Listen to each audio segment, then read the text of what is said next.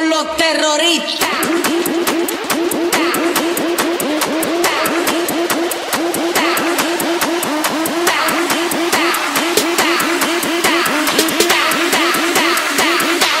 And do the Harlem Shake.